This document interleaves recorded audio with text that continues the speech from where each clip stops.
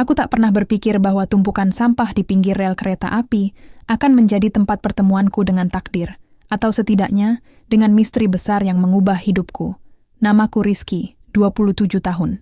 Sejak kecil, rel ini adalah rumah, kantor, dan duniaku. Setiap pagi, aku mengayuh sepeda bututku, membawa karung goni yang tak pernah penuh, mencari rezeki dari sisa-sisa peradaban kota Jakarta yang kejam, botol plastik, kardus basah, dan besi tua. Di mata orang, aku hanyalah pemulung, kotor, dan tak kasat mata. Pagi itu, udara masih dingin bercampur bau aspal terbakar. Aku berhenti di tumpukan sampah yang agak jauh dari gubuk reotku. Disitulah aku melihatnya. Bukan seonggok sampah, melainkan seorang kakek tua. Dia duduk di atas batu besar, diam, dengan tatapan kosong menembus lintasan rel yang berkarat. Pakaiannya kotor, robek. Namun entah mengapa, ada aura yang salah. Tubuhnya kurus dan lemah, tapi ada sisa-sisa kerapian dari kain yang ia kenakan. "Pak, Mbah, ada apa, Mbah?" Aku menghampirinya perlahan, tak ada jawaban. Tangannya gemetar. Aku melihat pergelangan kakinya bengkak dan terluka. Kakek itu jelas tidak bisa berjalan. Ia tak punya barang, tak ada tas, tak ada dompet. Ia seolah dirobek dari dunia yang berbeda, lalu dijatuhkan begitu saja di tengah himpitan realitas keras ini. Aku membungkuk, mencoba memegang bahunya. "Saya bawa ke tempat saya ya. Di sini bahaya." Saat itu, aku merasakan sentuhan pertama kehangatan dari orang asing yang kutemukan. Meskipun tak bicara, ia perlahan menggenggam ujung lengan bajuku. Genggaman itu lemah, namun begitu erat. Seolah aku adalah jangkar terakhirnya di dunia. Gubuk, baju warisan, dan parfum mahal aku harus bekerja keras membopongnya ke gubukku, sebuah bangunan triplek yang nyaris roboh, tersembunyi di balik rimbunnya pohon pisang. Itu adalah istanaku. Dan kini, ia kedatangan tamu yang tidak terduga. Aku membersihkan lukanya dengan air yang kubeli dari warung Mbak Siti. Membalutnya seadanya dengan kain bersih. Aku mengganti pakaiannya. Di balik bau kotoran dan lumpur, aku mencium sisa-sisa aroma aneh. Bukan bau amis atau balsem, melainkan aroma parfum mahal yang mewah. Aroma yang tak seharusnya ada di tempat ini. Itu adalah misteri sentral yang langsung menusuk pikiranku. Siapa orang ini dan mengapa ia berakhir di sini? Aku memberinya baju batik lengan panjang yang sedikit kebesaran, milik mendiang kakekku. Satu-satunya pusaka berharga yang kumiliki. Melihatnya memakai batik kakekku, aku merasakan suatu kekosongan di hatiku terisi, seperti aliran air hangat yang tiba-tiba datang setelah musim kemarau panjang. Sejak kakek meninggal, aku hidup sendiri, hanya ditemani suara bising kereta yang lewat. Kini ada kehadiran yang diam, namun menenangkan. Selama seminggu, ia hanya diam. Hanya matanya yang hidup. Aku memberinya makan bubur instan yang kubeli dengan hasil memulung. Setiap kali aku memberinya suapan, matanya menatapku lurus, penuh rasa syukur. Atau mungkin, penuh permintaan tolong. Aku memanggilnya Mbah Bijak, karena matanya terlihat tahu segalanya. Suatu malam, saat aku merawat lukanya, aku menyentuh kantong jaket kotor yang ia kenakan saat kutemukan. Kantong itu kosong, kecuali sehelai kain sutra berwarna marun yang kusut. Kain itu terasa lembut dan mahal. Aku menyimpannya di bawah bantal. Aku menyadari konflik awal dalam diriku. Merawatnya menghabiskan seluruh uangku. Aku jadi jarang memulung. Tapi melihat Mbah Bijak bernapas di gubukku, itu jauh lebih berharga daripada tumpukan botol plastik manapun. Pada hari ke-8, keseimbangan gubukku hancur. Pagi itu, saat aku sedang menanak nasi, suara yang tak pernah kudengar di sini meraung-raung. Bunyi klakson mewah. 2 mobil sedan hitam mengilat parkir tepat di depan jalan setapak menuju gubuk. Aku tahu, kedamaian Mbah Bijak telah berakhir, dan petualanganku baru saja dimulai. Suara klakson mobil mewah itu seperti alarm bahaya yang memecah keheningan gubukku. Aku merasakan cengkeraman Mbah Bijak pada tanganku menguat, tatapannya yang tadinya kosong kini penuh ketakutan.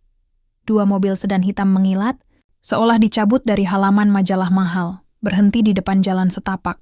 Dari salah satunya turun seorang wanita anggun, usianya mungkin akhir 40-an, pakaiannya rapi, perhiasannya berkilauan.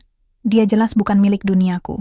Di belakangnya muncul seorang pria berjas yang dingin dan wanita lain yang menatapku dengan tatapan jijik.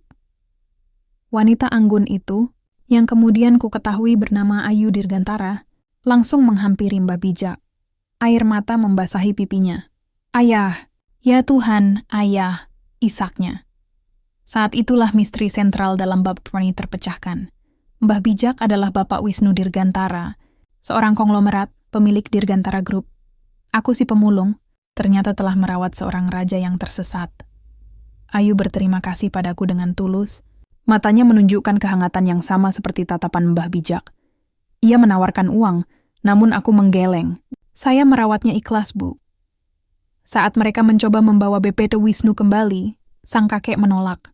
Ia hanya menggeleng lemah dan semakin erat menggenggam tanganku. Ayu Dirgantara akhirnya memutuskan. Baiklah Rizky, kau harus ikut kami. Ayah tidak akan tenang tanpamu. Perpindahan ke dunia kaca dan besi perpindahanku dari gubuk reot ke rumah megah itu terasa seperti melintasi portal dimensi. Rumah itu bukan sekadar besar. Ia adalah benteng kekayaan, pilar marmer, lampu kristal, dan keamanan yang berlapis. Aku merasa kotor dan canggung di setiap langkah. Di sini, aku bertemu dua orang yang langsung menciptakan konflik baru dalam pikiranku. Nyonya Sania, putri kedua BP Wisnu, dan suaminya, Tuan Herman, menantu. Sania menatapku seolah aku adalah bakteri yang baru saja masuk ke rumahnya.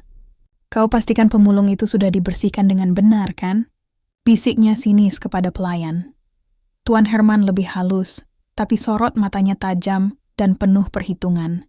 Setiap kali mereka berbicara denganku, mereka selalu menekankan betapa beruntungnya aku dan seberapa besar hutang budi Mbah Wisnu padaku, seolah mencoba menanamkan rasa rendah diri.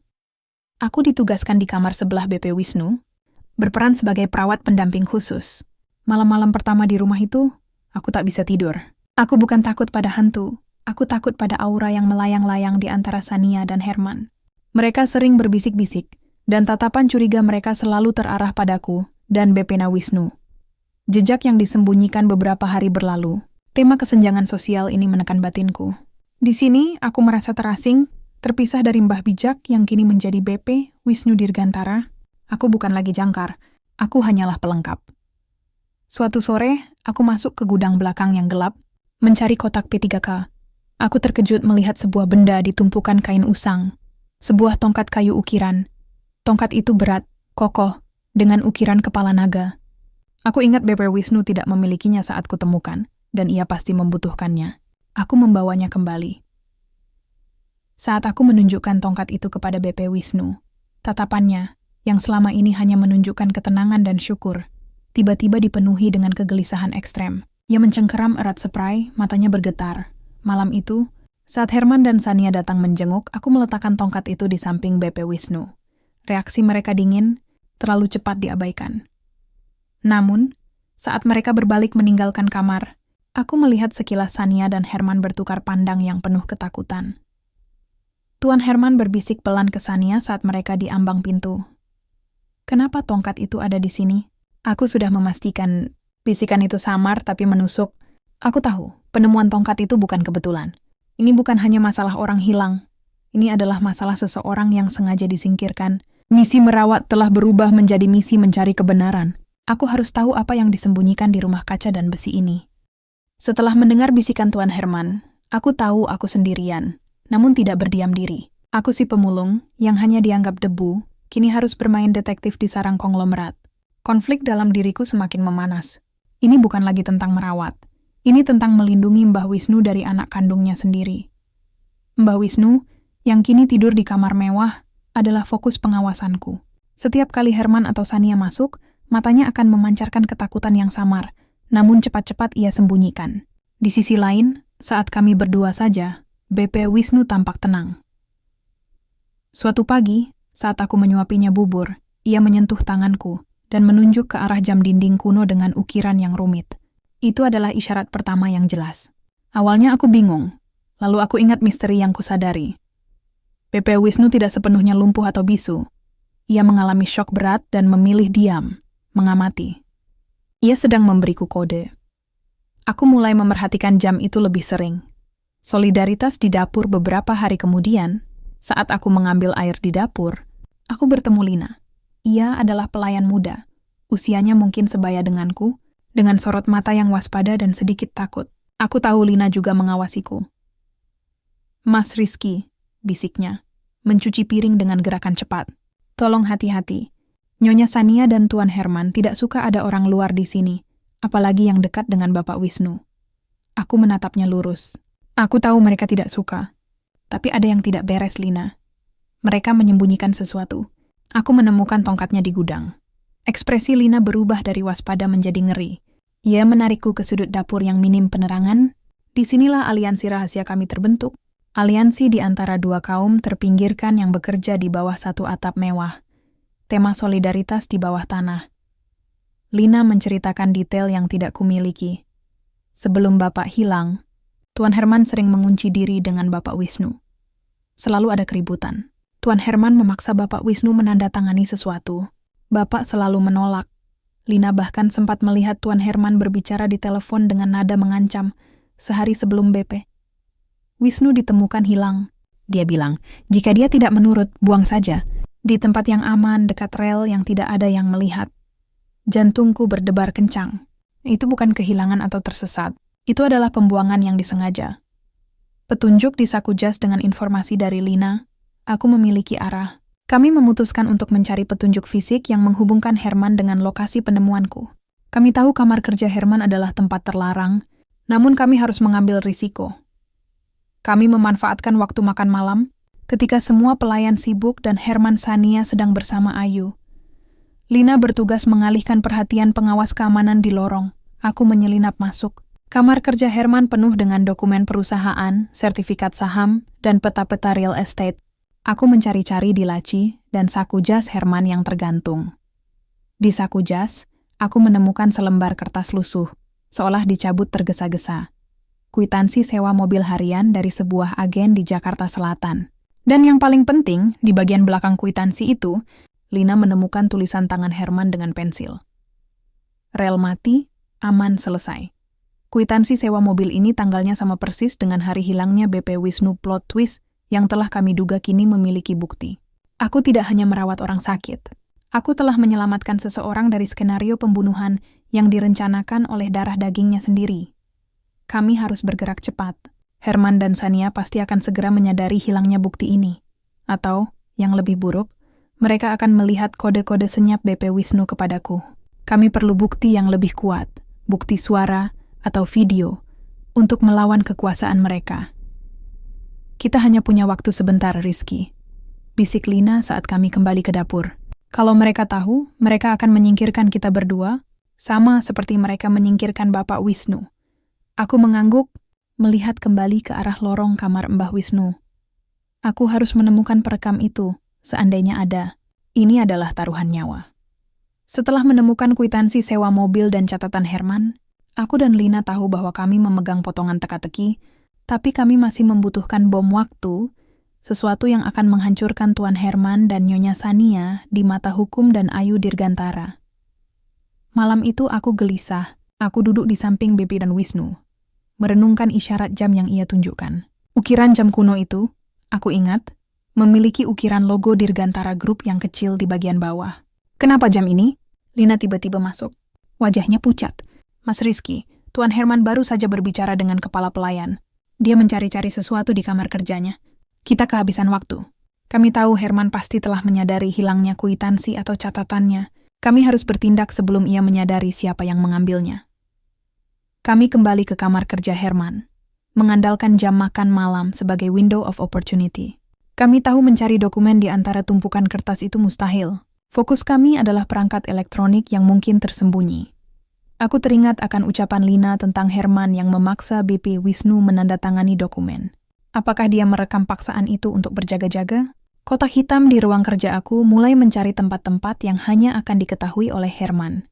Di sudut meja kerjanya terdapat sebuah telepon landline mewah yang jarang digunakan, tersembunyi di balik tumpukan buku tebal. Lina, coba periksa di bawah meja atau di laci yang terkunci, bisikku. Lina menggunakan kunci serbaguna yang ia pinjam dari kepala maintenance. Ia berhasil membuka laci tersembunyi. Di dalamnya ada beberapa dokumen legal dan sebuah kotak kecil berwarna hitam. Sebuah alat perekam telepon kuno. Jantungku berdebar kencang. Kami berdua segera membawanya keluar dari ruangan, menuju gubuk kecil di belakang laundry room yang jarang dilewati. Dengan tangan gemetar, aku menekan tombol play. Yang terdengar pertama adalah suara BP, Wisnu yang batuk-batuk lemah. Lalu, suara Nyonya Sania, tajam dan dingin. Ayah harus menandatangani ini. Atau kau mau melihat kami semua menderita karena kerugianmu? Lalu Tuan Herman, suaranya tenang, tapi penuh ancaman. Ayah tenang saja. Jika ini diselesaikan dengan baik, ayah bisa menikmati sisa hidup. Jika tidak, lokasi dekat rel kereta api itu sangat sepi, dan tidak ada yang akan mencarimu di sana. Kemudian, klimaks mengerikan yang membuat kami membeku. Suara Sania dan Herman berbicara beberapa jam setelah BP. Wisnu hilang. Sania. Sudah beres? Tidak ada yang melihatmu membuangnya? Herman, sudah, jangan sebut kata buang. Aku meninggalkannya di tempat yang sangat aman. Desmond akan bingung, tersesat dan kedinginan. Tak lama dia akan tiada. Kita tunggu seminggu, lalu kita umumkan kematiannya. Aset Dirgantara, akhirnya, milik kita. Plot twist tentang pengkhianatan ini menghantamku seperti hantaman kereta api. BP, Wisnu bukan hanya dibuang, tapi ditinggalkan untuk mati perlahan. Tema pengkhianatan keluarga ini sangat kejam. Mereka merencanakan pembunuhan terhadap ayah kandung hanya demi uang, deteksi dan ancaman. Baru saat rekaman itu berakhir, Lina menangis dalam diam. Aku mencabut tape rekaman itu. Ini adalah bukti tak terbantahkan. Namun, saat kami berbalik untuk pergi, kami melihat bayangan di balik jendela gudang. Tuan Herman. Dia tidak bergerak, hanya berdiri di sana, siluetnya mengancam di bawah cahaya lampu yard. Dia pasti melihat kami, dan tahu kami memegang sesuatu. Rizky, katanya, suaranya pelan dan bergetar. Kau sudah melampaui batasmu. Aku bisa menjamin bahwa besok pagi, kau dan pelayan itu tidak hanya akan dipecat, tapi juga akan dituduh mencuri barang berharga. Berikan aku rekaman itu sekarang, atau kau akan kembali ke rel itu, dan kali ini sendirian. Aku menarik Lina ke belakangku. Kami tahu, kembali ke rel berarti bukan hanya kehilangan rumah, tapi kehilangan nyawa. Herman tidak main-main. Aku menatap Herman dengan tatapan yang sama teguhnya dengan saat aku membawa BP Wisnu ke gubukku. Saya tidak akan menyerahkannya. BP, Wisnu adalah korban, dan Anda adalah penjahatnya. Kami berhasil melarikan diri kembali ke kamar BP. Wisnu, mengunci pintu. Ini adalah konflik paling mendesak. Herman tahu kami memiliki bukti, dan dia akan bergerak cepat dan agresif. Kami tidak bisa memanggil polisi dari dalam bentengnya. Kami harus menyelundupkan rekaman ini keluar. Malam ini adalah pertarungan terakhir. Ancaman Tuan Herman menggema di kepalaku. Setelah dia melihat kami, aku tahu dia tidak akan menunggu sampai pagi. Malam ini dia akan bergerak. Ini adalah titik konflik tertinggi. Aku dan Lina bergegas kembali ke kamar BP. Wisnu, kakek itu menatap kami dengan matanya yang lelah, seolah ia mengerti seluruh bahaya yang mengintai. Aku menempelkan tape rekaman itu di balik lapisan kain sutra marun yang kutemukan di jaketnya, lalu menyembunyikannya di saku celanaku. Bukti ini harus selamat. Lina, kita harus keluar dari sini. Sekarang, bisikku, Herman akan membawa Mbah Wisnu pergi malam ini juga. Ke tempat perawatan yang ia sebutkan. Kami segera menyiapkan kursi roda BP Wisnu. Kami tahu gerbang utama dijaga ketat, apalagi setelah Herman mendeteksi gerakan kami. Target kami. Pintu servis kecil di gudang belakang, yang hanya digunakan untuk membuang limbah dan tersembunyi dari CCTV utama. Misi penyelundupan bukti rencana kami sederhana namun berbahaya. Pertama, kirim bukti keluar. Aku memberikan tape rekaman itu kepada Lina. Kau harus keluar dari sini secepat mungkin. Telepon kantor koran terbesar, kirim bukti ini. Bilang pada mereka, ini bukti percobaan pembunuhan seorang konglomerat. Mereka punya kekuatan untuk menekan polisi. Lina mengangguk, matanya basah tapi penuh tekad. Tema keberanian moral dari kaum yang dianggap tak berdaya. Ia melompati tembok pembatas belakang rumah, menghilang dalam gelap. Sementara itu, aku mengunci pintu kamar BP, Wisnu dan menunggu. Tepat 15 menit kemudian, suara gaduh terdengar dari lorong. Itu bukan Herman. Itu adalah suara langkah-langkah berat dan gerutuan kasar. Preman. Mereka menggedor pintu dengan brutal. Buka, kami datang untuk menjemput Bapak Wisnu. Tidak ada yang boleh masuk, teriakku, menahan gagang pintu dengan seluruh kekuatan. Mereka mulai mendobrak. Aku meraih Beb Wisnu. Mbah, kita jalan ya. Kita harus lari. Pengejaran di halaman belakang pintu jebol. 2 pria berbadan besar masuk. Mereka terkejut melihatku dan BP. Wisnu yang sudah di kursi roda. Pemulung sialan. Minggir! Teriak salah satu preman, mendorongku. Aku menahan kursinya, lalu dalam sekejap, aku mendorong BP. Wisnu sekuat tenaga menuju pintu servis. Preman-preman itu mengejarku. Aku berhasil membuka kunci pintu servis dan mendorong kursi roda BP. Wisnu melewati tumpukan sampah basah, sebuah ironi takdir yang kejam. Kami berada di luar dinding benteng, di jalan kecil yang gelap di belakang rumah. Aku mendorong kursi roda itu kencang-kencang. Jantungku berdentum mengikuti ritme laju kami. Para preman itu menyusul. Mereka lebih cepat. Berhenti, Rizky! Atau kakek ini akan mati di jalan. Dan mereka berhasil meraih pegangan kursi roda. Salah satu preman menarik kursi itu ke belakang, membuat BP Wisnu menjerit tertahan. Aku berjuang melawan, menjegal kaki preman itu dengan putus asa. Saat itu, di saat gelap dan keputusasaan merajai, dari kejauhan terdengar suara yang membelah malam. Sirene polisi. Suara itu semakin dekat, menusuk kegelapan seolah musik orkestra bagi kami. Wajah preman itu langsung berubah panik. Mereka melepaskan cengkeraman pada kursi roda BP Wisnu dan berlari kembali ke arah rumah megah itu. Plot twist terjadi. Lina berhasil. Ia tidak hanya menghubungi polisi, tapi juga media. Menciptakan tekanan yang membuat aparat bergerak cepat, menembus kekuasaan Herman. Aku berhenti, terengah-engah, memeluk BP Wisnu. Kami aman. Di belakang siren polisi, aku melihat 2 mobil berlogo kantor berita dan mobil sedan Ayu Dirgantara mendekat cepat. Pertarungan fisik sudah berakhir. Sekarang, saatnya pertarungan kebenaran. Cahaya lampu sorot polisi dan kamera media menyinari wajah Bapak Wisnu Dirgantara, yang duduk di kursi roda, memegang tanganku erat-erat. Aku dan Lina berdiri di sampingnya. Di hadapan kami, Tuan Herman dan Nyonya Sania dipegangi polisi. Wajah mereka pucat dan penuh amarah yang tertahan. Tak lama, Ayu Dirgantara berlari menghampiri. Ia memeluk ayahnya dengan isak tangis lega, lalu menatapku dan Lina. Terima kasih, Rizky, Lina. Kalian telah menyelamatkan ayah dan juga keluarga kami dari aib ini. Kepala penyidik, seorang bapak parubaya yang tenang, mendekatiku. Rizky, kami sudah mendengar rekaman yang diserahkan oleh saudari Lina ke kantor media. Bukti ini kuat, namun kami perlu konfirmasi langsung dari Bapak Wisnu. Semua mata tertuju pada BP Wisnu. Ia telah diam selama berhari-hari. Sebuah kebisuan yang kuderhanai sebagai trauma mendalam. Ini adalah momen konflik akhir. Apakah suaranya akan kembali untuk menegakkan keadilan? Bisikan yang menghancurkan kekuasaan di tengah keheningan, BP. Wisnu perlahan mengangkat tangan, menunjuk ke arah Herman dan Sania. Matanya yang selama ini tampak kosong kini tajam, memancarkan amarah dan rasa sakit. Ia membuka mulutnya. Bukan teriakan, bukan ucapan panjang. Hanya suara serak, lemah, namun terdengar jelas di tengah kesunyian itu. Mereka yang membuangku. Satu bisikan itu adalah plot twist yang final.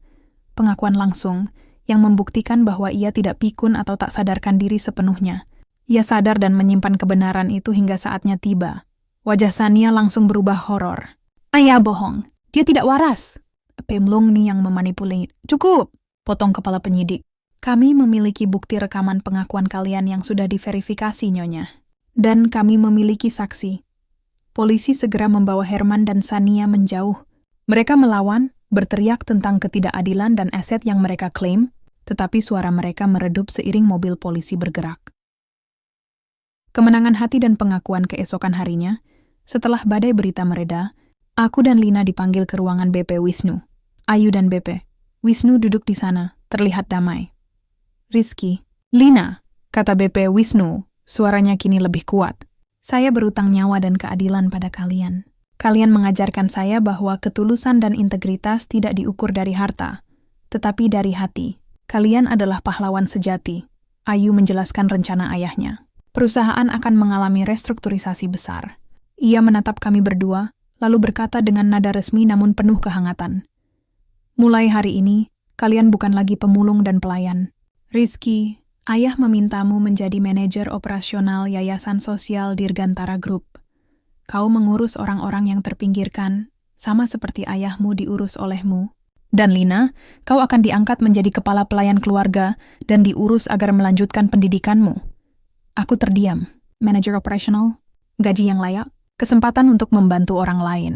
Seperti yang kulakukan pada BP Wisnu, itu adalah kemenangan yang melampaui imajinasiku. Ini bukan sekadar upah, ini adalah pengakuan atas martabat. Status sosial kami, yang ditentukan oleh rel kereta api, kini ditentukan oleh kebaikan BP. Wisnu mengulurkan tangannya kepadaku. Aku tidak hanya menggenggamnya, aku merasakan kehangatan yang sama seperti saat pertama kali aku membawanya ke gubukku, namun kini di tengah kemewahan. Aku, Rizky si pemulung, akhirnya menemukan rumah sejati dan keluarga. Aku menyadari, karung goni yang tak pernah penuh itu, kini telah diganti dengan beban tanggung jawab dan kemuliaan. Sebuah kemenangan yang membuktikan bahwa kebaikan yang tulus, meskipun berasal dari tempat yang paling kotor, akan selalu menjadi pemenang.